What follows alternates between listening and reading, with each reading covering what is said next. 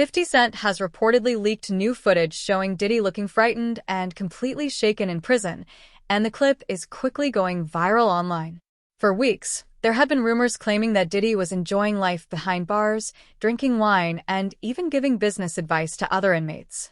But now, new reports suggest that there are people allegedly targeting him for reasons many did not expect. It is also being claimed that Diddy could potentially face danger in prison from individuals connected to Tupac. This guy's life might be danger over here because people think that he has something to do with Pac. People think he has something to do with Biggie, and they right here in Brooklyn. You understand? It's right here in Brooklyn, and some of the people are still mad that he made Making of the Band walk to Brooklyn from, to get the cheesecake, and just around the corner from the Cheesecake Factory. So, Junior's. So it might be some dumb shit. So y'all need to get him out of here and ship him to Jersey because somebody gonna kill him over here.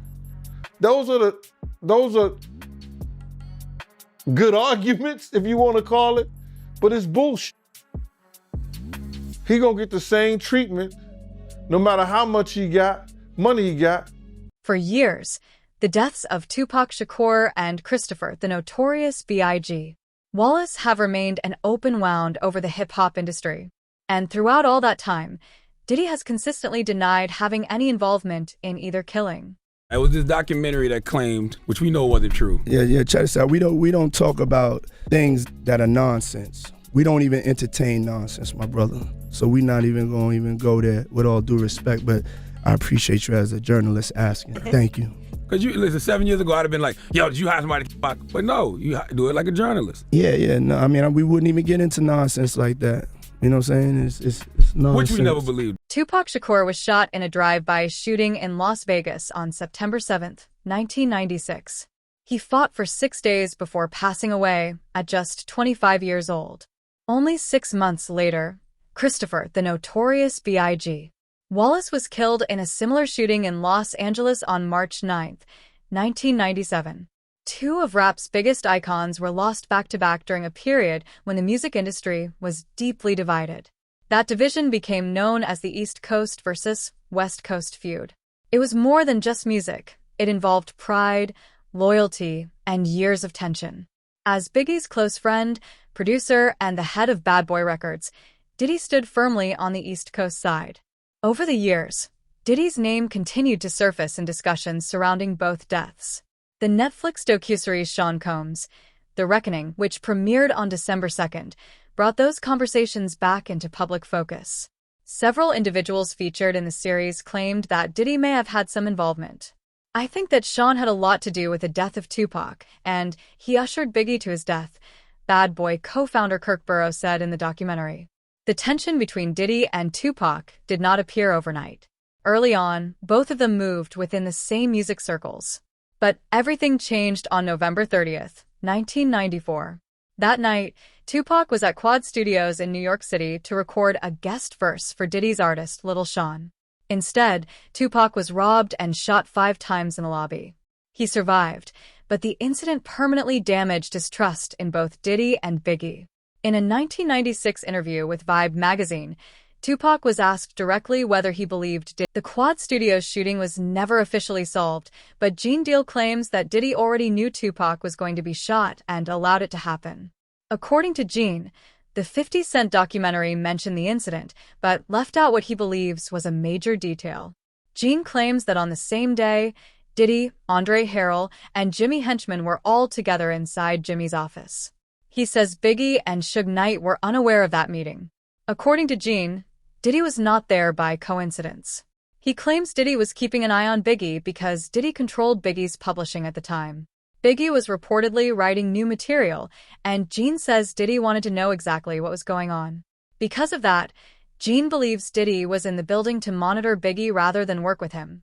While they were there, Gene alleges that Jimmy Henchman told Diddy that Tupac was going to be taught a lesson over money Tupac supposedly owed. Entering him being there to spy on Big, Jimmy Henchman told him that they finna teach Pac a lesson. Cause Pac had owed him some money. So that's why he was up in the studio and was coming to the studio. Pac owed him some money. He was gonna work it off and get some money from doing a song with Lil Sean. And that's what that was about. But Pac was talking greasy to Jimmy Henchman, and Jimmy Henchman wasn't the type of dude that you talk greasy to, allegedly. Unless you're 50 Cent. So Diddy knew what was going to happen to Pac. He knew Pac was about to deal well, yeah. He was there to see it. He was there to see it. He wasn't only there to see Big them when Jimmy Henchman told him that. He was there to see what's going to happen to Pac. He was there for that. Because had he not been there for that, he would have went up there in the office. He would have went to the studio or the studio session with Big them. He would have went to that studio session with Big them. He knew what room Big them was in. He didn't do that. He was there to see what was going to happen to Pac after Jimmy told him. And that's... Many of the people allegedly connected to these events are no longer alive, but Gene Deal believes the money trail still exists. According to him, paper trails do not disappear, and if the truth ever comes out, he believes it could be found in financial records, checks, and transactions that can still be traced. Nearly 2 years later came the Las Vegas shooting that took Tupac's life. For decades, the case remained unsolved, leading to endless rumors and theories throughout the hip-hop world. Then, in September 2023, the situation changed when Dwayne Keefe D. Davis was arrested and charged with murder. Prosecutors claimed he played a major role in the killing.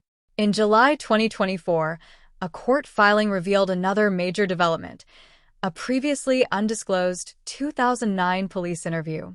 In that interview, Davis allegedly described his involvement in Tupac's murder and repeatedly mentioned Diddy, claiming that Diddy had ordered the shooting. According to Davis, Diddy was angry over Tupac's repeated public insults.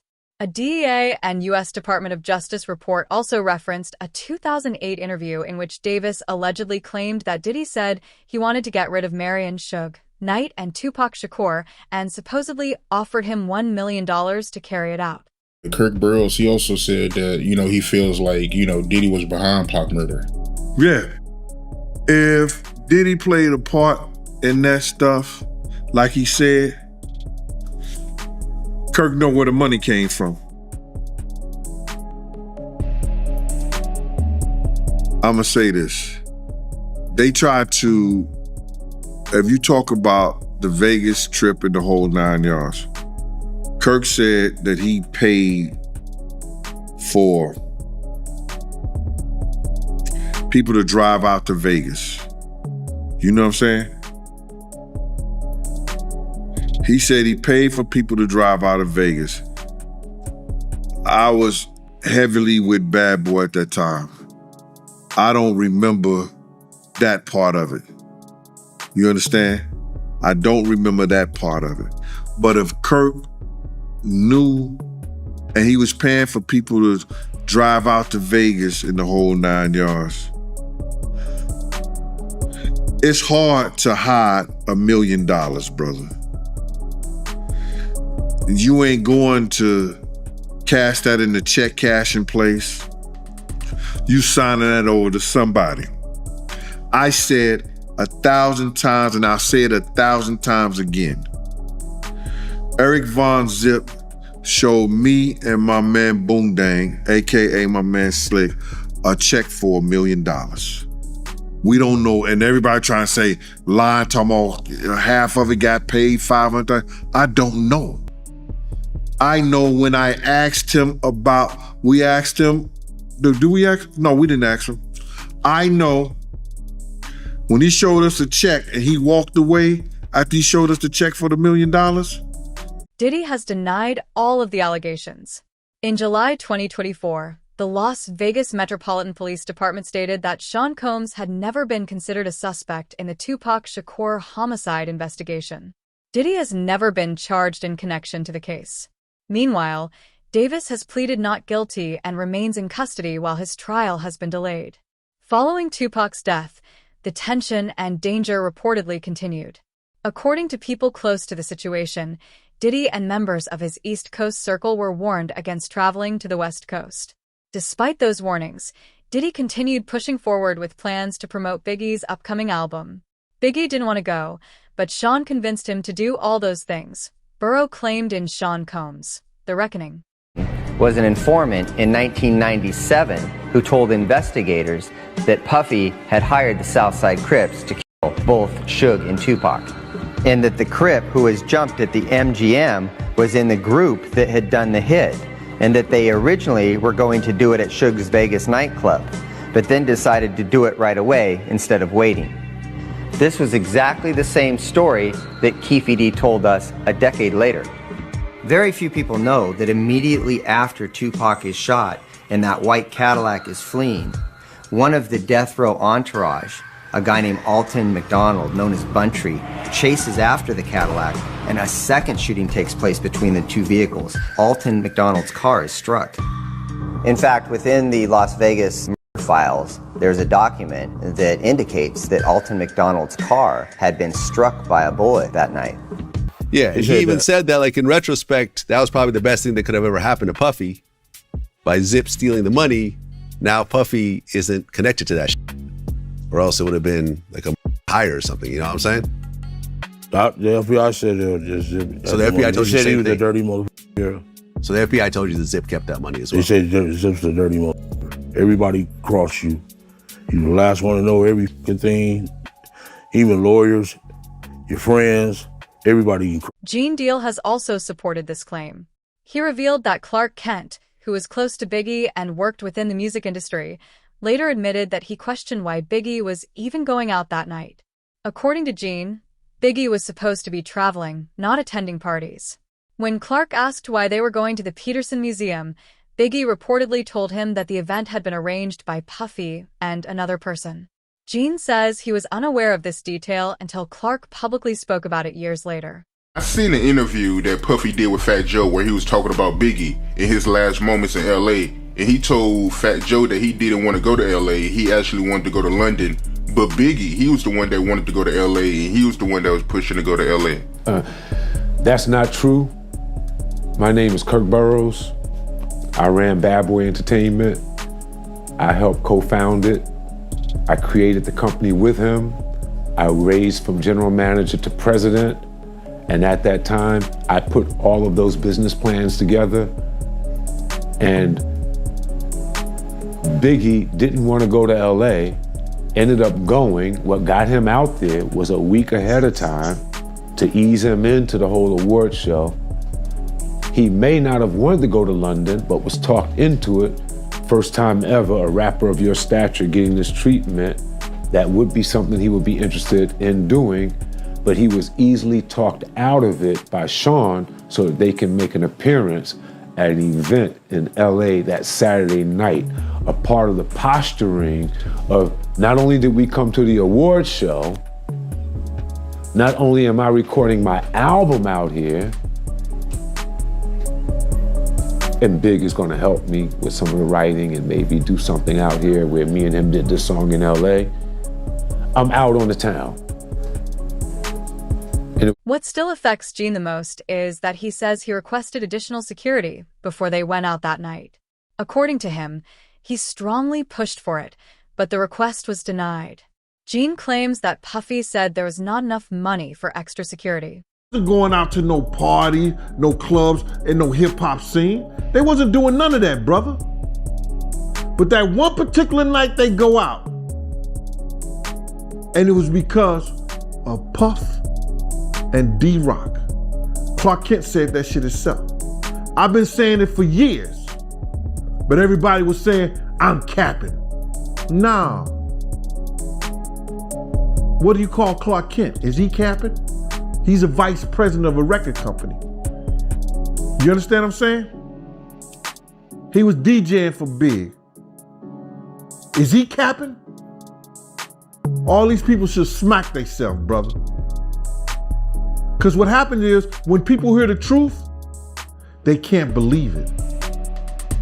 Why? They can't understand it. But it happened. We couldn't have done nothing because it was no we. It was no we out there. Big had a security, Paul Alford, Reggie Bullock. Puff had me and Kenny. We was down 6 to 8 other men. And it's 23 people in the entourage. And none of them got no guns. You don't go Cali empty-handed.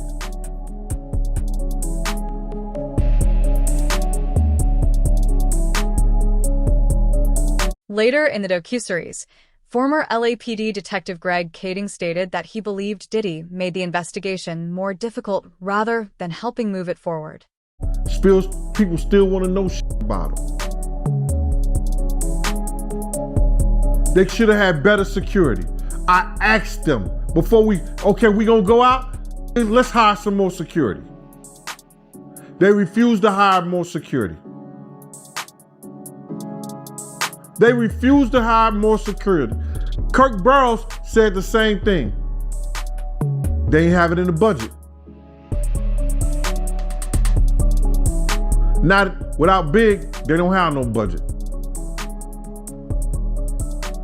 Witnesses described Biggie's shooter as a black man wearing a blue tuxedo with a bow tie. No one has ever been arrested or charged in connection with the case. Decades later, both murders officially remain unsolved, and Diddy has never faced charges related to either investigation. However, that situation could potentially change as more alleged connections continue to surface regarding Diddy's possible involvement in Tupac's murder. According to Kirk Burrow, the tension already existed long before Tupac arrived at Quad Studios. Trust between the different sides was already weak, emotions were running high, and the music industry was filled with quiet rivalries. Burrows says that once Tupac was robbed and shot inside the building, the fallout happened immediately. From that moment forward, the relationship between the two camps was never the same again. Coming in, he was friendly with Big. He saw Little Sean, people like that. They wanted him to come and do a record. That was what was set up at Quad. Biggie knowing Little Sean, they were all there, C's, all of them. It was just going to be a fun night at the studio. Pac showed up. He saw them looking down from the window. His new friends were there. An incident happened in the elevator. It might have been a scary thing, like just to send a message. Tupac standing his own ground, just didn't leave it at that. He ended up getting hit, getting shot. The elevator went up. Our people were shocked to see him in that state. He was shocked to see our people looking at him shot. He thought that they knew something about it. He thought if he was in New York and he was with all the rappers from the East, they must have known what was going to happen. It had to be in the wind. And situations aren't laid out like that. And it was the furthest thing from the truth, but he held that to his heart. And then he went away. A few other things happened, got better, got repaired, went away, went to jail on a rape charge. Once that came down on him, it looked as if the East Coast must have been the worst thing and the worst place for him to have come to. And it looks as if the friends that he had just turned their backs on him. Suge stepped in. Suge stepped in. And when Suge stepped in, he signed him. He signed him to a napkin at Clinton.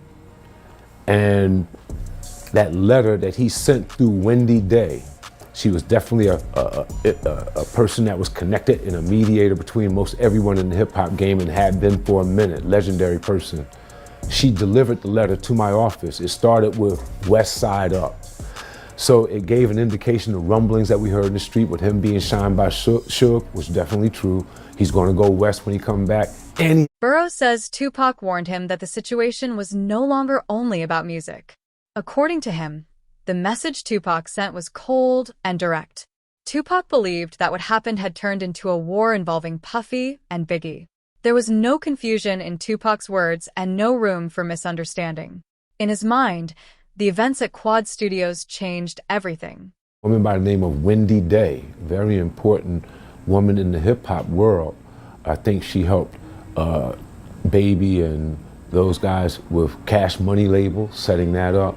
She's very influential and instrumental in a lot of success. When I started in the music business, I reached out to her. She had a company called Rap Coalition. She went back and helped rappers from a previous generation get their money straight, their royalties. With that being said, I was like, she's someone I want to know. In knowing her, I had the good fortune of when she was dealing with Tupac during his crises on the East Coast, she went to visit him at Clinton. He wrote a letter, drafted it, so that she can bring it to me at the office so that I could know and be able to relate to Sean where we were with him. And the letter, if I remember, it said, West Side Up. And what we had heard was rumblings that Suge came and signed him on a napkin to a contract, and he was going to go west, and all the stuff that happened to him on the east and made it look like people on the east, King or the biggest rappers on the east, or people that he knew should have warned him or protected him against what had happened. And it just is not geographically laid out like that. And a lot of people caught some blame for things that they had nothing to do with. And he took offense, went west, and that started him as a mouthpiece against the East, all right, going at Biggie. And I think it's more than, that's one level of the beef. Then I think there's another level of things that were going on in the streets where things happened in the dividing line between East and West that caused a big rift that led to mouthpieces going. According to Burrow, that moment marked the real beginning of the feud growing completely out of control, long before the violence that would later shock the world. Meanwhile, Chopper believes Diddy was most likely involved in Tupac's death, especially because of how much hostility he allegedly had toward Tupac. Comment you made about how when you would bring up Pac name around Diddy, he'll get mad. Yes. He hated every bit of it. I remember one time, he was like, who did you grow up listening to? I'm like, Tupac. I ain't mentioned Biggie. That nigga ain't even talk to me for like 4 days after that. Everything with Pac, like, you couldn't say Pac was anything better than Biggie. You can't put them in the same realm or nothing. It was all about Biggie. Nigga, I ain't know no fucking, it was all a dream whole song. I knew a couple words, the first verse maybe, but he made us recite the whole fucking thing. I guess, I don't know. He made us recite that whole fucking thing. And I don't think that Biggie would have gave a if a nigga would have killed about reciting his whole shit. You dig? Like, cause I grew up listening to Biggie too, and I felt. According to Chopper, that is why Diddy's hatred toward Tupac felt so intense. He says it did not come across as simple competition or petty disagreement. It felt personal. Chopper claims Diddy hated Tupac regardless of how harsh that may sound, and only later did he realize just how deep that hatred allegedly was. This situation, I think the real reason why they ain't gonna let Puffy out is because they trying to connect that p.diddy situation with Puffy. That's what I really think it is. Because if it came down to some foolishness and all that, there are buku chumped up charges they couldn't prove. I don't think they got no evidence. I think they trying to keep him in there to lock in that p.diddy. You heard me? That p.diddy situation with Puff. I think that's the only reason why he's still in jail right now. They know Puff is not a dangerous person on the outside. They know if they let him out right now, he's gonna be on house arrest. He's gonna be a good boy. He around and do all church little videos and whatever. They know that already. That's not what they aiming for. They don't care about none of that.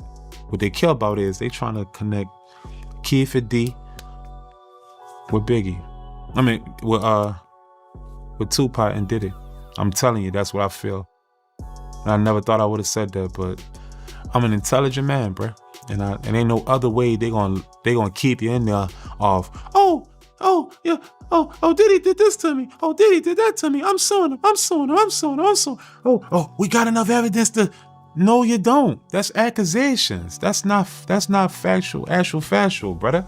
You dig? So I feel like the actual factual thing that they really trying to aim for is the p.diddy. That's the only thing that they can really lock them in with. All the rest of that shit gonna get trumped down when it come down to it. Diddy gonna plea, and that shit gonna be over with. What they going? That rabbit in the hole is gonna be that p.diddy situation. I'm telling, mark my words. Watch. That's why they ain't gonna let him out. They would have let Keefe D out on that bail. Vegas got a little thing. They'll let you out on bail, but they got little restrictions of how you can get out. You dig? So they gonna make sure your ass can't get out of jail. Trust me. So that's the only way I see that. Because the feds play a different game. Now, reports claim that 50 Cent has been leaking this footage to outlets such as TMZ and other media platforms. And if Gene Deal's claims are true, Diddy is expected to respond or retaliate in some way. People to put people out here that's doing shit like this, that's taking from people's families, that's beating women, that's drugging women.